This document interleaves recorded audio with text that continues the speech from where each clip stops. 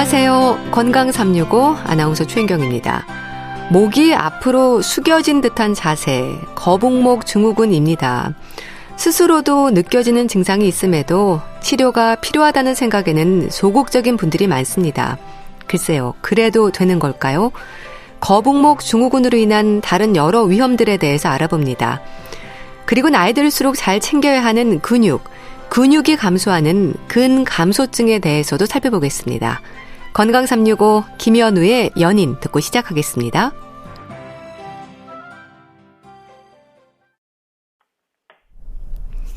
KBS 라디오 건강 365 함께하고 계십니다. 거북목 증후군은 질환일까요? 거북목 증후군이라는 말을 스스로 하면서도 대수롭지 않게 여기는 경우가 많습니다. 컴퓨터 앞에 앉아있는 시간이 많고 거의 잠들기까지 스마트폰을 들고 있어서일까요?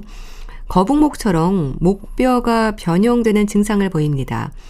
마사지로 일시적인 증상 완화를 느끼기도 하는데요. 그대로 그러려니 생각해도 되는 걸까요? 한양대학교 병원 신경외과 전형준 교수와 함께합니다. 안녕하세요, 교수님. 안녕하세요. 이 거북목 증후군은 증상인가요? 질환으로 봐야 하나요? 일단 이 경추의 역할은 머리를 하나를 이제 지탱을 하고 굴곡, 신전, 회전하는 역할을 하는 구조고요. 네. 7개의 뼈로 이루어져 있고 사이사이에 디스크라고 해서 충격을 흡수하는 구조물이 있습니다. 그래서 옆에서 봤을 때는 정상적 C자 형태를 가지고 있는데 이게 척추의 성장과 신경 성장 속도의 차이 때문에 발생하는 거고 디스크에 걸리는 압력을 서로 나누어주는 역할을 하게 되는 거거든요. 네. 근데 이제 거북목증은 이런 C자 형태가 무너지면서 앞으로 목이 굽어서 역C자 형태를 가지거나 일자에 가까운 형태로 변형되는 질환으로 봐야 되겠습니다. 그럼 거북목 증후군의 원인은 잘못된 자세가 문제인가요? 예, 결국 이제 자세와 관련성이 가장 높죠. 이제 IT 기기 보급에 따라 이제 스마트폰, 태블릿, 또 PC 사용 등이 주 원인이 되고요. 또 침대나 소파에 누워서 목을 앞으로 꺾고 TV나 책 보는 자세 등이 이제 원인이 될 수가 있습니다. 특별한 문제가 없는 사람도 바로 앉은 자세를 장시간 유지하기 힘들게 되는데요. 장시간 컴퓨터 작업을 하게 되면 목이 앞으로 빠지면서 모니터와 가까워지게 되는 일이 생기는 거죠. 이런 문제들이 다 자세와 관련이 있을 수 있겠습니다. 네. 근데 어쩌다 그런 자세를 취하는 게 목뼈의 변형을 가져올 것 같진 않은데요. 이게 서서히 문제가 생기는 건가 봐요. 네, 그렇죠. 선천성으로 문제가 없다면 대부분은 정상의 형태를 가지고 유지하게 되는데요. 다만 이제 좋지 않은 자세를 장시간 유지한다든가 그런 문제들이 생기게 되면 점진적으로 변형이 발생하게 됩니다. 근데 거북목 증후군인 분들은 겉으로 보기에도 짐작할 수 있을 정도로 좀 정상적인 모습과 다른 거죠. 그렇죠. 초기에는 1자목 정도 소견이라면 외관상으로 알아보는 경우가 쉽지는 않은데요. 일단 상당히 좀 진한 경우가 되면 사람을 이제 옆에서 봤을 때 고개가 어깨보다 앞으로 튀어나온 양상이 뚜렷해지게 되거든요. 그래서 외관상으로도 이제 확인이 되는 거죠. 근데 문제가 없는 분들은요, 거북목 자세를 취했다가도 원래의 상태로 돌아오지 않나요? 그럼 거북목 증후군은 계속 유지가 되는 겁니까? 정상의 경우에는 자세를 취하는 것에 따라 복원이 가능하죠. 그래서 고개를 뒤로 젖힌다라고 하면 목이 약간 앞으로 빠져 있다 하더라도 다 정상의 C자 형태를 만들어 주는데 보통 이렇게 가는 게 그 뼈뿐만 아니라 근육이랑 인대 등의 힘으로 이제 회복이 가능할 수 있게 되는 건데요. 증후군이 이제 확인될 정도 상태가 되면 근육과 인대도 이제 약해지게 되기 때문에 정상의 C자 형태로 복원시키기가 힘들어지게 됩니다. 그럼 교수님, 결론부터 얘기하자면 거북목 증후군은 치료해야 하는 상황인가요? 그렇죠. 이제 대부분은 뭐 수술적 치료가 필요한 경우는 아니지만 꾸준한 재활치료, 스트레칭을 해서 이제 어느 정도 치료를 하지 않은 상태가 된다면 이제 추간판 질환 등이 발생할 가능성이 높아지게 되는 거거든요.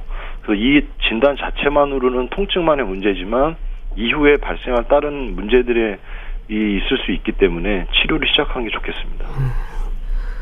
그럼 방치하면 어떤 위험이 있을까요? 경추 추간판 탈출증으로 이어지기도 합니까? 아니면 같은 의미로 볼 수 있는 건가요?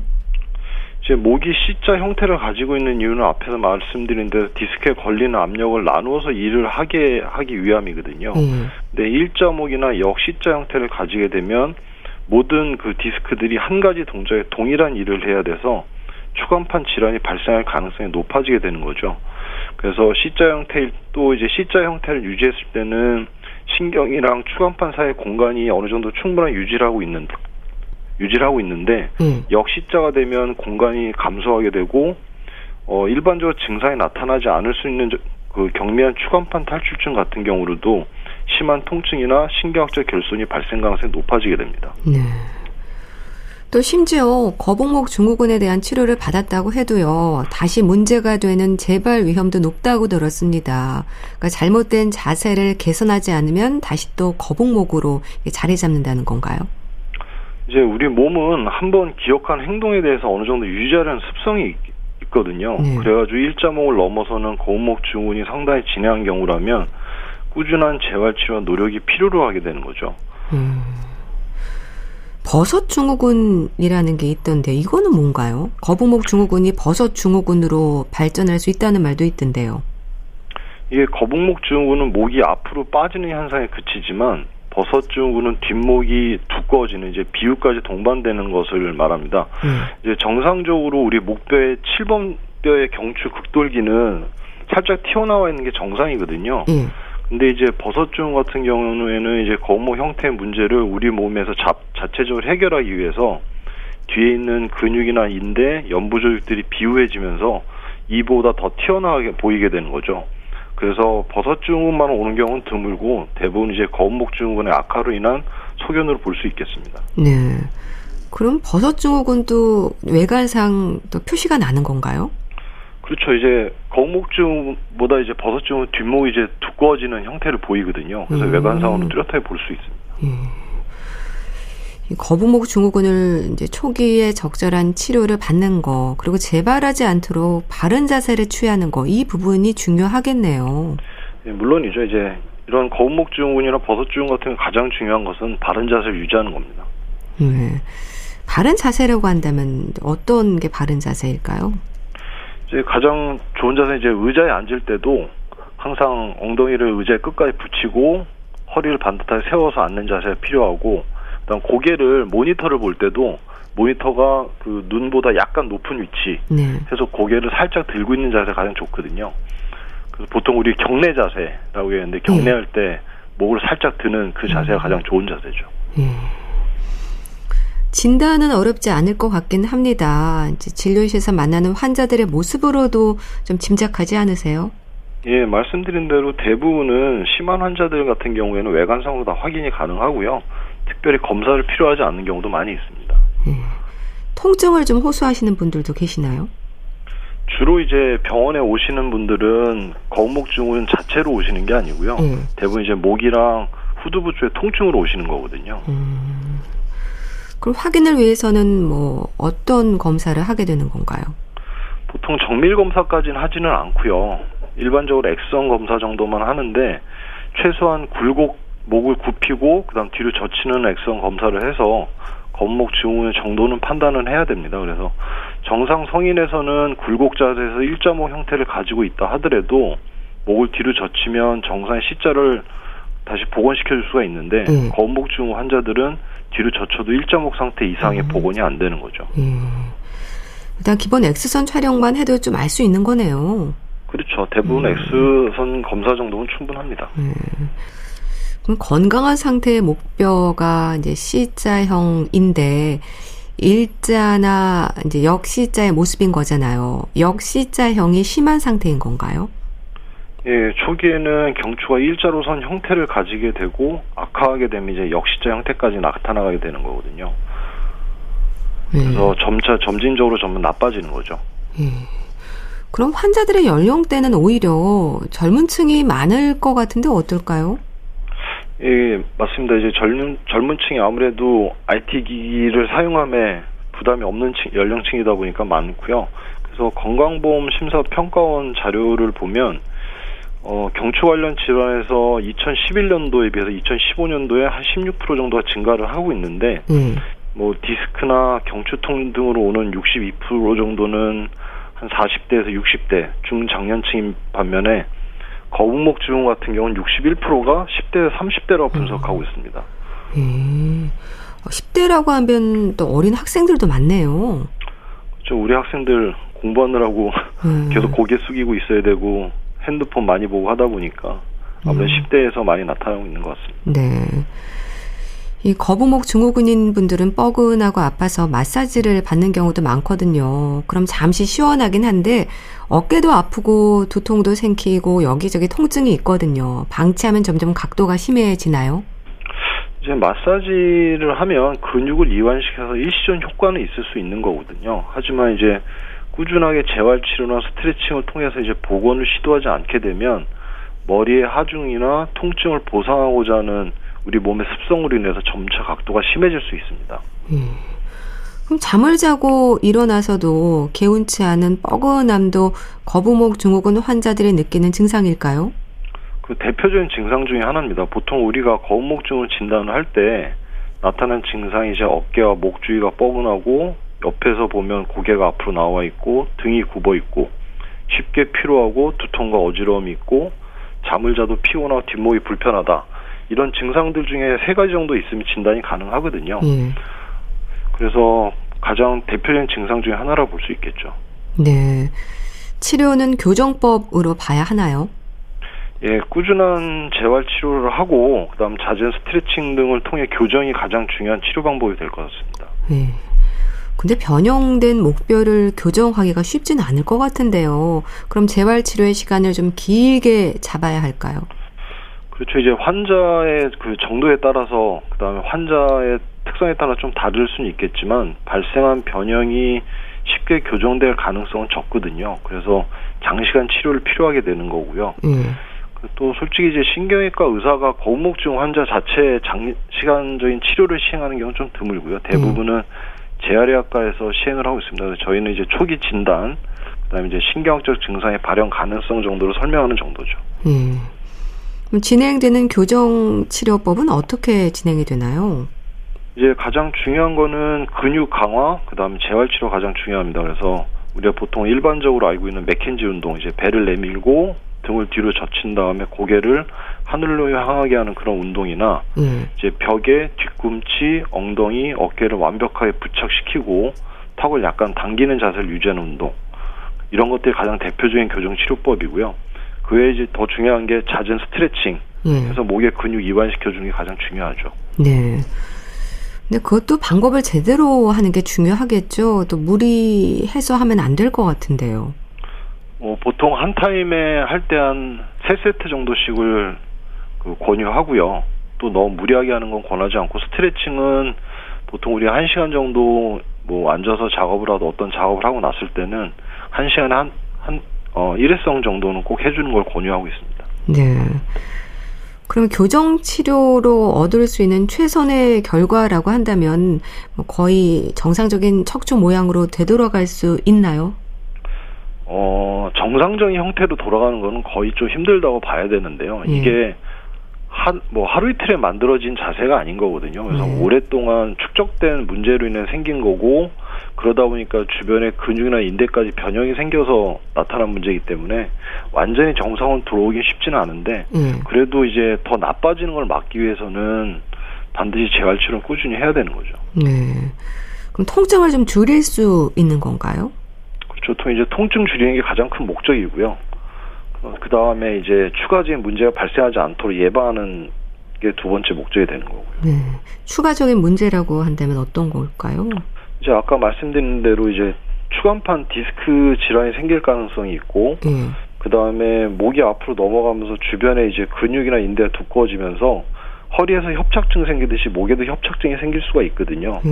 이제 그런 문제가 생길 수 있고, 또 이제 뼈가 점점 커지는 문제가 생긴다든가, 아니면은 인대가 두꺼워져서 그 뼈처럼 바뀌는 질환, 그죠? 후조인대 골화증이라고 하는데, 이런 문제들도 생길 가능성이 높아지죠. 네. 이 거북목 증후군으로 저림증이 올 수도 있습니까? 팔이 저릴 때 많은 분들이 목 디스크를 의심을 하잖아요. 거북목 증후군도 같은 상황으로 봐야 할지 궁금합니다.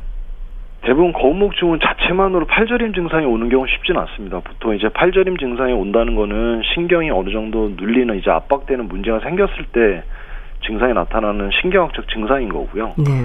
거북목 증후군 자체로 이제 팔이 약간 찌릿찌릿한 느낌이 든다는 거는 이제 심한 목에 통증이 생기면서 연결된 근육 등에서 증상이 생길 수는 있는데 의미가 있는 신경적 증상은 아니죠. 거북목 증후군 자체만으로 증상이 있을 때는. 다만 이제 그런 증상이 있다는 거는 어떤 다른 신경을 압박하는 원인이 있을 가능성이 있으니까 추가적인 정밀 검사를 해봐야 되는 거고요. 정밀 검사라고 한다면 뭐 MRI를 찍어보거나 하는 건가요? 예, 그렇죠. 이제 MRI 찍어서 어떤 연부 조직이나 디스크 이런 것들이 신경 누르는지를 봐야 되고 CT 검사도 필요한데 아까 말씀드린 것처럼 인대가 뼈로 바뀌는 후조인대 골화증이나 아니면 뼈의 비우 등으로 인해 신경이 압박되는 경우도 있기 때문에 CT 검사도 같이 해봐야 됩니다. 네. 이제 거북목 증후군으로 이제 수술까지 가는 일은 흔치 않다고 하시니까 그나마 안심이 되는데 뭐 도수 치료라든지 치료 간격도 많이 궁금해하실 것 같습니다. 뭐 일주일에 매일 가야 하는 건가요? 초기에는 좀 치료를 여러 번 받아야 되는 겁니까?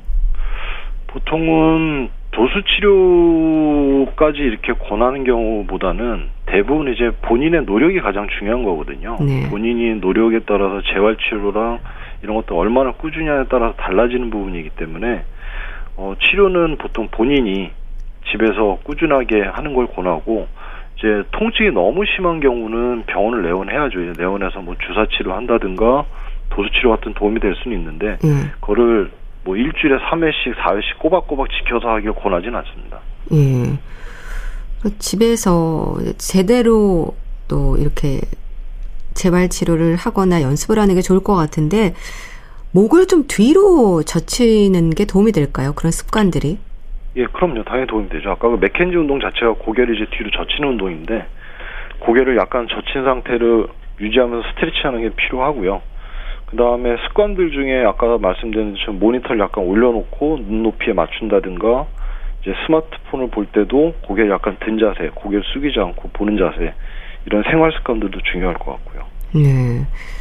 그런 생활 습관 개선이 중요하다고 하셨는데 이제 초기에 치료를 시작하고 교정하는 것도 중요하겠지만 예방이 우선일 겁니다.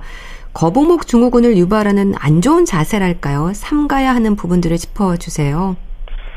물론 이제 가장 중요한 건 예방법은 이제 바른 자세를 유지하는 것이고요. 아까 말씀드린 대로 의자에 앉을 때도 자세 잘 유지하는 게 중요하고, 이제 스마트폰이나 모니터 사용 시 눈높이 맞추는 거, 그 다음에 초기에 운동이랑 스트레칭을 충분히 해서 회복이 가능한 상태를 유지시키는 게 중요하겠고요.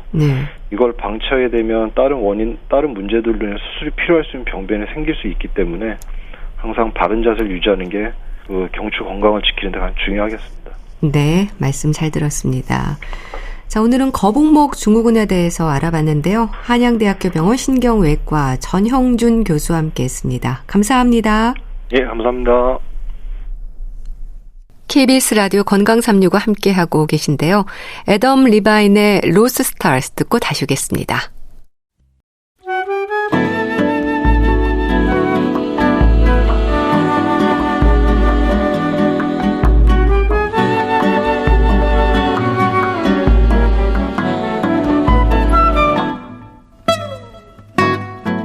건강한 하루의 시작.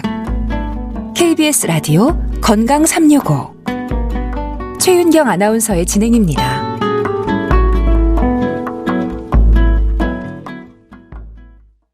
나이 들수록 근육이 감소하는 건 어쩌면 자연스러운 노화의 과정이기도 하죠. 하지만 근육의 질이나 근력이 약해지면 단순한 노화를 넘어서 삶의 질에 문제가 생긴다는 지적입니다.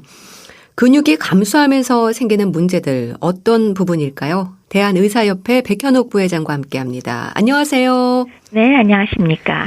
이 근육이 젊었을 때와 똑같을 수는 없겠죠? 그렇죠. 그 노화가 자꾸 진행되면서 아무래도 근육량 줄어지는 거 주변에서 보실 수 있을 건데요. 그 줄어드는데 지방이 차지하게 되거든요. 그러니까 결국은 노화로 인해서 재생되는 근육보다는 오히려 손상되는 부분이 더 많으니까 전체적인 근육량이 줄어든다. 그래서 기운이 없어지고 걷는 속도도 느려지고 자꾸 넘어진다. 이러면 이제 이런 걸 우리가 근감소증이라고 부르곤 합니다. 네. 그렇게 노화의 과정에서 근육의 질이나 힘이 약해지는 건 어느 정도 자연스러운 변화일 텐데요. 그 속도와 질적인 부분들을 좀 살펴야 하지 않을까 싶습니다. 맞습니다. 맞습니다. 그러니까 근육량이 어차피 가장 최대인 거는 20대, 30대가 최대거든요. 예. 그래서 대체로 이제 40살부터 줄기 시작하는데요. 그냥 평균적으로 하면 한 10년에 8%? 그 정도 떨어진다고 하긴 합니다. 근데 문제는 나이가 더 많이 드신 70세가 넘어가면 이게 훨씬 더 많이 감소한다는 거죠. 네. 그리고 또 하나는 근육량이 감소하는 거에 앞서서 오히려 힘이 더 근력의 감소가 먼저 발생을 한다는 것도 상당히 중요하거든요. 그래서 재밌는 거는 남성이 여성보다 사실 근육량이 많거든요. 근데도 근이 감소하는 경우에는 남성에 의해서 진행되는 게 훨씬 더 빠르다라는 거는 상당히 중요하기도 하고 재밌기도 한 사안이 되겠습니다. 네. 그럼 근육의 질이 떨어지면서 근력이 약해지는 상태가 근감소증인가요? 그렇죠. 사실은 근감소증이라는 용어만 딱 따로 띄워놓으면 근육의 양이 줄어든다라고 해서 붙인 용어 아니겠어요? 네. 근데 실제로 우리가 정의를 내릴 때는 근육 기능이나 근력까지 포함해서 우리가 정의를 내리곤 하거든요. 그래서 결과적으로 근력이 떨어지고 기능이 떨어지니까 잘 걷질 못하고 스스로 활동하는 게 어려워지는 것까지 포함해서 그래서 근감소증이라고 저희가 정의를 내리고 있습니다. 근데 아무래도 근력이 없으면 뭐 낙상이라든지 여러 가지 사고 위험이 있을 것 같긴 한데 그런 외상의 문제만은 또 아니겠죠? 그렇습니다. 그리고 특히 뭐 지금 낙상이라든지 그런 것들, 그러니까 근력이 없어서 오는 낙상 같은 경우에도 사실 굉장히 큰 문제죠. 그 자체가 노인의 삶의 질이나 사망하고 워낙 밀접하게 연관되어 있잖아요. 그래서 이런 뭐 낙상 발생 자체가 그냥 운 나빠서 어디 걸려서 넘어졌다고 할 수도 있지만 실제 노인의 경우는 근육 양이 줄어드는 근감소증으로 인해서 힘이 저하돼서 걷기 힘들고 쉽게 넘어지는 게 문제가 된다. 이건 우리가 잘 아는 겁니다. 근데 이제 이 근감소증이 이렇게 다쳤던 것만 문제가 되느냐? 그게 아니라는 걸 말씀하고 싶으신 거잖아요. 그래서 실제로 이런 골절이나 외상의 문제를 유발할 뿐만이 아니라 노인들이 많이 갖고 있는 만성 질환들 있지 않습니까? 당뇨병이나 만성 신부전, 간질환, 그리고 만성 폐쇄성 폐질환이나 악성 질환 등 이런 노인의 만성 질환과 근감소증이 서로 상호 악화 요인이 되기 때문에 근감소증을 동반하고 있는 노인은 전체적으로 건강 상태가 굉장히 빠르게 악화될 가능성이 높다는 점에서 상당히 중요하다고 말씀을 드릴 수 있죠. 그럼 근감소증은요, 질환인가요? 사실 이게 왜 2000년 되기 전에 한 1998년도부터 근감소증에 관심이 좀 많아지기 시작을 했어요. 그래서 왜 나이가 드는 데 따라서 근육이 줄어드는 현상이 지속될 때 여러 가지 의료적 측면에 심각한 결과들이 동반되는 확률이 높아진다. 그래서 그때부터 이거 질환으로 하자라는 움직임이 생기기 시작한 거죠. 근데 실제로요, 공식적으로 질병으로 인정받은 건 얼마 안 됐어요. 미국에서도 2016년이 되어서야 질병으로 진단 코드를 부여받았고요. 우리나라는 2021년 작년이죠. 그렇군요. 그때서야 공식적으로 코드가 잡히면서 질병으로 인정을 받았습니다. 네, 질병은 질병입니다. 이 근감소증의 원인은 노화만은 아닐 것 같은데 어떨까요? 노화가 아무래도 가장 흔한 원인이긴 합니다만은 그거 외에도 근육을 줄어들게 하는 건 여러 가지 이유가 있긴 있습니다. 첫 번째는 근육을 지속적으로 만들어내고 싶지만 재료가 없으면 안 되겠죠. 즉 영양이 중요합니다. 특히 영양소 중에도 단백질, 그리고 아연, 비타민 D 같은 미세 영양소 공급 중요하죠. 두 번째는 근육을 아예 사용을 하지 않으면 근감소증이 상당히 빨리 진행되고 노쇠 상태가 되기가 쉽습니다. 왜 젊은 사람들이라도 골절 같은 걸로 왜 하지에 왜 소위 우리 기부스라고 하죠. 캐스트를 해가지고 움직이지 못하게 하고 한 달만 자리에 눕혀놓으면 뭐 한눈에 봐도 그쪽 다리에 근육 확 줄어들어 있는 거 볼 수 있잖아요. 그래서 특히나 나이가 들면서 운동량이 더 줄어드는 것. 뭐 안 그래도 현대인들이 운동을 별로 하지 않는데 좌식 생활을 많이 하는데 나이가 들어서 더 꼼짝도 안 하는 것 자체가 역시 근감소증을 유발하는 원인이 되고요. 마지막으로 만성염증을 유발하는 여러 가지 만성질환들 있지 않습니까? 노인들 많이 갖고 계시죠? 예. 만성폐쇄성 폐질환, 류마티스 질환에 속하는 루푸스나 류마티스 관절염, 염증성 장질환 같은 그런 만성염증이 지속될 때 역시 소모성으로 근육 손실을 유발한다. 크게 세 가지를 더 짚어볼 수가 있습니다. 이 근육 감소증 있는 분들은 같은 연령대 건강한 노인들보다 근육량이 더 빨리 떨어지나요? 근감소증 자체도 이미 근육량이 떨어진 상태를 말하는데 결국 그 상태가 됐을 때 일반적인 건강한 노인보다 더 빨리 진행되는가 하는 거를 말씀하신 거 아니겠어요? 네. 그리고 실제로 허약감을 느끼고 걷는 속도가 느려지고 활동량이 감소하는 거는 당연히 근감소증을 더욱 심화시킬 수가 있고요. 그리고 또 그러면서 동시에 그 입맛이 떨어지는 그런 게 같이 동반이 되기 때문에 영양 상태도 안 좋아지거든요. 그렇기 때문에 확실한 근감소증이 동반된 노인은 그 이후에 근감소증의 악화 속도도 매우 빠르다, 맞나 틀리나 했을 때 답은 맞습니다. 빨리 진행됩니다. 네. 자, 그렇다면 근육 감소증을 의심할 수 있는 부분들도 있지 않을까 싶은데 어떤 게 있을까요? 근력이 감소되는 증상들 우리가 생각을 해보면요. 전신적으로 허약감, 기운이 없다고 느끼고요. 평소에 잘 들던 물건을 점점 들기가 어려워져요. 네. 그리고 악력이 저하되니까 이건 이제 상체에 문제가 있는 거고 또 하체에 문제가 생기기 시작하면 당연히 걷는 속도가 전에보다 느려지겠고 조금만 움직여도 피곤하고 그다음에 그러다 보면 자꾸 움직이기 싫어하게 되는 활동적인 움직임에 대해서 관심도도 떨어지게 돼요. 그래서 결과적으로 의도하지 않은 즉 다이어트를 내가 하는 게 아닌데 심한 체중 감소가 지속적으로 동반되는 것 이런 것들이 근감소증을 의심할 수 있는 증상들이 되겠습니다. 네. 일단 특별히 다이어트를 하지 않는데도 불구하고 체중이 줄어드는 것도 신호일 수 있겠고 또 인지 기능이 떨어지는 것도 근감소증과 연관이 있을까요? 예, 맞습니다. 그러니까 의도하지 않았는데 급격하게 혹은 지속적으로 체중이 감소할 때 물론 여러 가지 심각한 질환 생각은 해봐야 돼요. 네. 암이라든지 갑상선 기능 항진 등 이런 원인들은 물론 1차로 꼭 찾아봐야 되지만 거기에 더해서 근감소증 여부도 꼭 확인을 해보셔야 한다는 거죠. 근데 더해서 웬 뜬금없는 인지기능이냐 치매도 관계 있냐 네. 노인의 경우는 관련이 높습니다. 그래서 노인이 갑작스럽게 인지기능이 떨어지거나 우울감이 있는 경우는 물론이고 그 외에 낙상이 자꾸 넘어진다거나 식사를 제대로 하지 않으면서 영양 부족이 동반되거나 아니면 당뇨병, 신부전, 만성 콩팥증 그리고 폐질환 등을 갖고 있거나 결핵 같은 만성질환들이 동반돼 있을 경우에 그분들이 근감소증이 있는지 없는지 검사를 한번 받아보실 필요가 있습니다. 이런 만성질환의 문제가 근감소증에 영향을 미치는 이유가 뭔가요? 인체는 사실은 고정되어 있는 상태는 아니고요. 네. 끊임없이 손상을 받고 또 노화된 세포를 대사를 통해서 그 세포를 분해해버리고 제거한 다음에 새로운 세포로 재건을 합니다. 그건 뼈도 마찬가지고 근육도 네. 마찬가지입니다.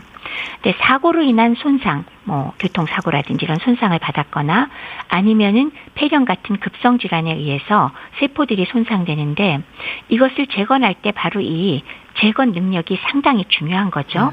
근데 만성적인 그리고 또 장기적으로 끌고 있는 질환들이 있을 때 이런 분해가 되고 치유가 되는 정상적인 과정에서 이런 균형이 잡히는 것들이 무너지고 만성 저강도 염증이 지속적으로 유발되게 되니까 그 결과로 근육이 제대로 보강해서 만들어지지 못하니까 자꾸 손실이 되는 거죠. 네. 그래서 이걸 유발하는 병들이 아까 말씀드렸듯이 만성 폐쇄성 폐질환이라든지 염증성 장질환 그리고 여러 종류의 류마티스성 염증 질환도 있고요.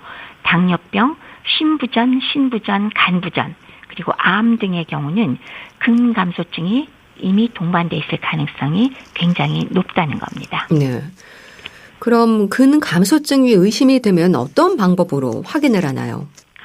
근감소증의 경우는 세 가지 요소를 확인을 해야 된다고 말씀을 드렸습니다. 근육량, 근력, 그리고 근기능을 측정해야 된다라고 말씀을 드렸거든요. 예. 우선 근감소증이 의심됐을 때 근력 평가를 아주 쉽게 해보는 방식은요. 악력을 먼저 측정을 해볼 수가 있어요. 그러니까 손아귀 힘이라고 할 수 있죠. 그래서 이게 생각 외로 그 가장 큰 근육인 허벅지나 하지 근육 그리고 종아리 근육량하고도 상당히 일치를 잘하기 때문에 아주 쉬운 방식으로 악력을 측정해 보고서 근력 저하가 나타나면 그때 근육량을 제대로 측정하고 다른 검사들을 더 해볼 수가 있습니다. 그러면 근육량은 어떤 방식으로 측정을 하느냐? 우리 골격 근육량을 측정을 하면 되는데 이를 위해서는 우리 보통 체지방을 측정할 때 쓰는 그 인바디 하는 검사들이 있잖아요. 네. 그걸 바이오 임피던스 측정법이라 그러는데 그게 사실은 내용을 잘 살펴보시면 거기에 그 근육량을 측정하는 그런 내용이 들어 있습니다. 그래서 그걸 이용해서 일단은 근육량을 측정하는 게 제일 쉬운 방법이고요. 그다음에 또 다른 방법은 우리가 골다공증 검사 기구로 알려져 있는 이중 에너지 방사선 흡수법이 있습니다. 그것도 역시 약간 조정만 하면 상당히 정확하게 근육량을 측정을 할 수가 있거든요. 네. 우리나라에서는 일반적으로 이 두 가지로 검사를 하고요. 그것 이외에 CT를 이용해서도 근육량을 측정할 수가 있고요. MRI를 사용할 수도 있습니다. 그리고 미국 쪽에서는 초음파 검사를 사용하기도 하는데 우리나라에서는 앞서 말씀드린 두 가지 방법을 많이 쓰고요. 네. 그다음에 근육의 힘은 아까 말씀드렸듯이 가장 쉬운 방법은 악력을 측정한다고 말씀을 드렸고요. 좀 더 자세히 하려면 하지 근육의 강도를 측정하기 위한 그 기구들을 사용을 할 수가 있습니다. 세 번째는 근육의 기능을 측정하는 방법인데 걷는 능력과 보행 속도를 보통 측정을 하거든요. 거기엔 400m를 걷기도 하고 6분 보행 검사를 하기도 하고 몇 가지를 할 수 있는 방법 중에서 우리가 골라서 선택해서 근감소증을 진단을 붙입니다. 네. 그러면 근감소증이다라는 진단이 나왔을 때 근감소증에 대한 치료제가 있습니까? 개발은 사실은 하고 있기는 하지만 아직은 근감소증을 이걸로 치료한다라고 하는 확실한 치료제는 없다고 하는 것이 더 정확합니다. 즉 임상에서 제대로 쓸 수 있는 것은 아직 없다고 할 수가 있겠습니다.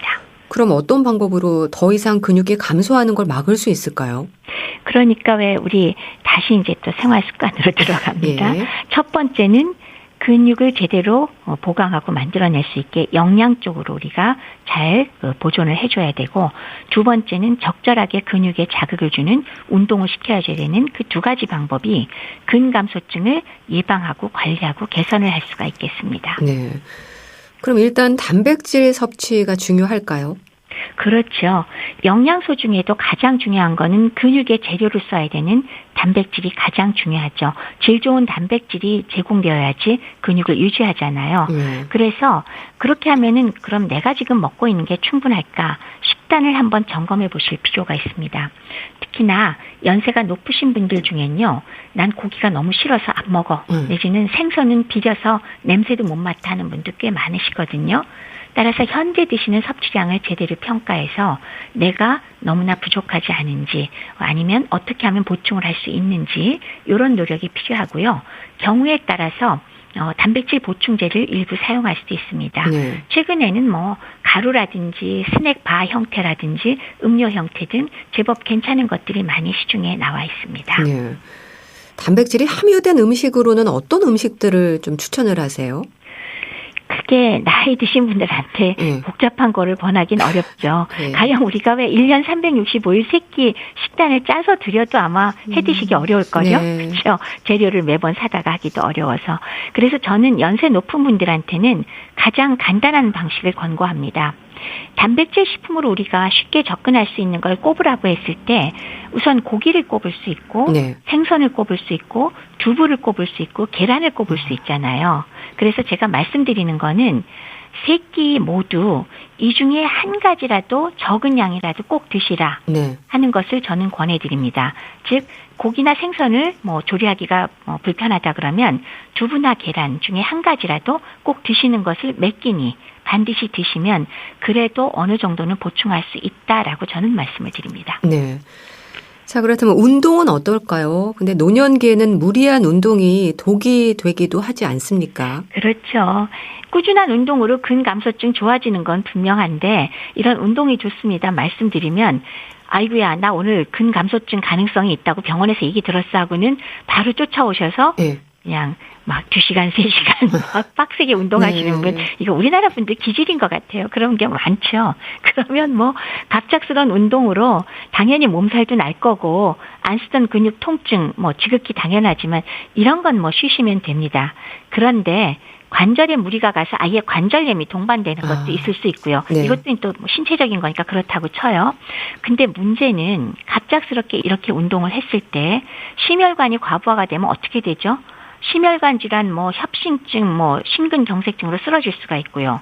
또 갑작스럽게 뇌혈관 질환, 뇌경색이나 뇌출혈로 쓰러질 수도 있고, 그리고 갑작스럽게 콩팥이나 아니면은 심부전이 동반돼서 왜 가끔 가다가 우리 왜 유명인이 운동 중에 사망하는 경우 발생하는 거 신문에서 보지 않습니까? 네. 이런 일이 벌어지니까 절대로 어느 날 갑자기 맘먹었다고 무리하지 마시고 서서히 적응 기간을 두고 운동량을 늘려가셔야 된다는 거 꼭 염두에 두어주시기 바랍니다. 네. 그래서 걷기 참 많이 추천하시는데요. 걷기에도 여러 종류가 있고 방법이 있다고 들었습니다. 그렇죠. 뭐 걷기는 항상 우리가 뭐 유산소만이 아니라 제대로 자세를 잡고 걸으면 근력 유지에도 큰 도움이 되지 않습니까? 네. 그래서 우선은 걷기의 종류 중에 먼저 꼽을 수 있는 거는 숙련도에 따라서 걷는 속도를 조정하는 게 첫 번째 방법이 되겠죠. 그래서 우리는 좀 적응이 되면은 조금 빠르게 걷기를 권장을 해드리고 그 정도가 뭐가 좋으냐? 땀이 약간 배어나올 정도로 빠르게 걷기를 권해드립니다. 예. 그렇게 되면 심폐기능도 호전되고 뼈와 근육을 적절하게 자극하는 효과도 얻을 수 있으니까요. 근데 그 외에 걷는 방법으로 그것만 연구하신 분들의 얘기로 여러 가지가 있잖아요. 예. 뒤로 간다, 뒤로 걷기, 그렇죠. 그리고 옆으로 걷기나 뒤꿈치로 제대로 걸어라 하는 것도 있고 또 10걸음마다 한 번씩 앉았다 일어나기 등의 동작으로 근력 강화 운동을 같이 할 수 있으니까 이런 것들을 권해드리면서 평형 감각도 도움이 된다. 그래서 낙상을 줄일 수 있다라는 것도 있고요. 네. 또 실내에서는 의자를 활용해서 의자에 앉았다 일어서기를 10회 반복하고 쉬었다가 뭐 3세트를 한다거나 이런 것도 상당히 괜찮은 방법이긴 합니다. 근데 결론적으로 너무 복잡한 걷기 방법을 익히는 것보다는 자기한테 맞는 방식을 골라서 바른 자세로 잘 걷고 자신의 운동의 능력에 맞추어서 과하지 않도록 조금씩 난이도를 높여서 운동을 하는 거 이게 제일 중요하겠죠. 네. 고령 사회를 살고 있습니다. 근감소증의 예방을 위한 식사와 운동을 짚어주셨는데요. 영양 섭취를 위한 식욕 촉진제라든지 또 염증을 억제하는 함염증제가 사용이 되기도 하나요? 다른 심각한 원인 없이 식욕 부진이 뭐 밥을 못 먹게 해서 체중 감소의 가장 큰 원인이 확실하다. 그럴 경우에는 저희가 식욕촉진제 사용합니다. 네. 근데 저는 단기간 사용을 권장합니다. 대체로 한 2주, 길어야 한 달. 저는 2주 정도 사용을 하는데 왜냐하면 장기간 사용하면 이 약물의 반응 효과가 아예 사라져버리기 때문에 어차피 암 환자가 아닌 한은 식욕촉진제는 단기간 사용해 볼 수 있겠습니다. 다음 두 번째 말씀 주신 염증을 억제하는 항염증제로서는 오메가3 지방산 흔히 사용하잖아요. 네. 아무래도 염증 반응을 적게 하는 데는 도움이 되거든요. 그거 외에 장 면역을 증강시켜서 전신의 만성 염증 반응을 줄이고자 하는 목적으로 성장인자가 풍부한 초유를 사용하거나 아니면은 장내 유익세균을 늘리고자 유산균제를 사용하는 것도 한 가지 방법이 되기는 합니다. 네. 영양제 의지하는 분들도 있을 텐데 어떨까요? 예, 단백질 보충제의 여러 가지 형태, 즉 분말이라든지 과립이라든지 또 최근에 액상 아니면 스낵바 형태로 여러 가지가 최근에 나와 있습니다. 이런 것들로 우리가 식사로 충분히 보충이 안 되는 단백질을 보충하는 거는 뭐 한 가지 방법이 될 거고요. 그거 이외에 영양제 선택하겠다 그러면 비타민 D, 역시 뼈의 건강만이 아니라 근육 건강에 상당히 도움이 되거든요. 그래서 아연 보충제와 함께 오메가3 지방산 또 크레아틴 보충제 같은 것들을 운동하고 반드시 병행하면서 복용하면은 역시 근육 성장을 돕는 것으로 알려져 있으니까 이런 정도의 영양제는 운동하면서 함께 복용하실 수 있겠습니다. 네. 자, 그럼 근감소증으로 진단된 환자들에게 꼭 강조하고 싶은 말씀이 있을까요? 근감소증은 그냥 두었을 때 노인의 삶의 질이 저하될 뿐만이 아니라 기저질환이 빨리 악화되기 때문에 사망 위험도까지 높이는 질환에 속합니다. 아직은 특정 약물로 당장 호전시킬 수는 없지만 적절한 운동과 그리고 충분한 영양 섭취로 분명히 향상시킬 수가 있습니다. 그래서 운동과 영양, 즉 노상 얘기하는 생활 습관을 잘 유지하셔야 되는데 이러한 생활 습관은 지속적으로 하지 않으면 바로 또 악화가 되기 때문에 나의 건강은 꾸준하게 좋은 습관을 지속하려는 노력에 의해서만 유지된다는 거 잊지 마시고 꾸준하게 좋은 영양, 운동 계속하시기 바랍니다. 네, 말씀 잘 들었습니다. 자, 오늘은 노인들의 근감소증 관리에 대해 짚어봤는데요. 대한의사협회 백현옥 부회장과 함께했습니다. 감사합니다. 네, 고맙습니다.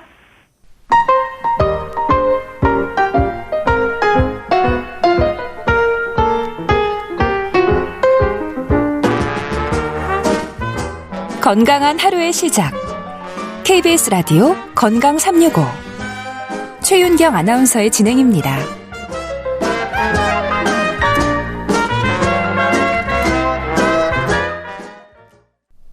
장혜진의 키 작은 하늘 보내드리면서 인사드릴게요. 건강 365 아나운서 최인경이었습니다. 고맙습니다.